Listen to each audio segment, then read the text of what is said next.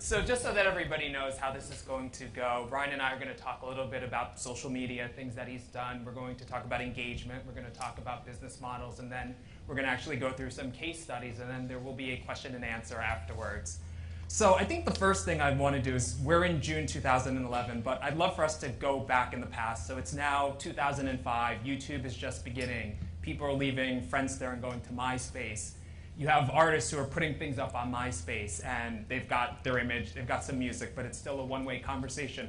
What did you do that was different, and how did you know that was going to work? What was the insight that made you say, I'm going to go past what these other artists are doing with the medium? Well, when MySpace first started, I realized that here was an opportunity for me to be able to communicate directly with my audience. So I didn't have that much of an audience at the time, but I knew that if I put my music up there and if I was actually actively engaged in talking to people, maybe they might want to be my friend. And so kind of the social currency of the moment was, how many friends did you have on MySpace? So I realized, as sort of a self-promotion machine, I would need to make sure that my story was more compelling than any other artists on MySpace. And so as I was browsing, I was looking at all the best practices of people that had made MySpace music profiles, and I came across a MySpace music profile that had a YouTube video on it. And I said, man, you know, this is pretty awesome. You know, I guess I should start my own television station. You know, so, yeah, I mean, so there they were, you know, just talking directly to me. I mean, I was so engaged, so fascinated at the fact that this person that I didn't even know had made their way into my consciousness and was speaking directly to me from the first point of contact. And so at the time, I really thought to myself, as far as traditional methods of distribution, it was way too expensive for me to go and buy TV time. I mean, I just couldn't afford a 30-second advertisement for the Ryan Leslie brand at the time. And so I thought to myself, wow, let's look at the YouTube restrictions. Oh, I can put up as long as I want. I can do anything I want. I can sing. I can dance. I can, you know, spit some game. Do anything I want, you know. So, and there were no restrictions on time. And then the best part about it was free.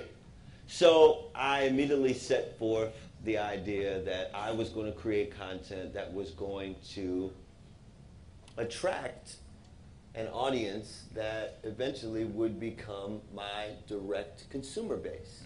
And so once I realized that that was possible, sort of the rest is history. I began to film, direct, edit, and distribute via YouTube a daily music video blog.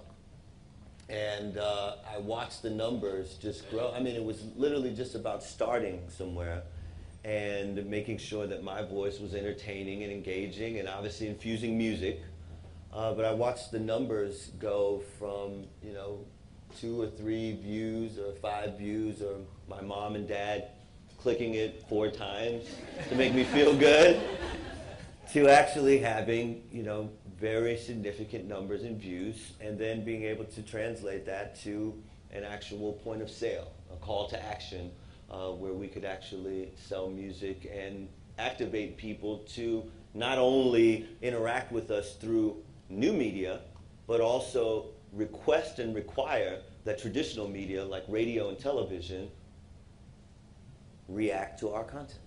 What did people think when they first heard that you were doing this sort of thing and not going down the traditional route? Well, I mean, the first reaction was my mother saying that I was crazy. You know, Ryan, you know, all this social net, people don't want to know when you're having breakfast. You know, people don't want to know when you had a shower. This just assumed you had one every day. You know.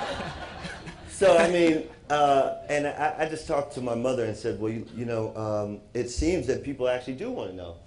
And not only do they want to know, but that sense of personal interaction is creating a new type of fan.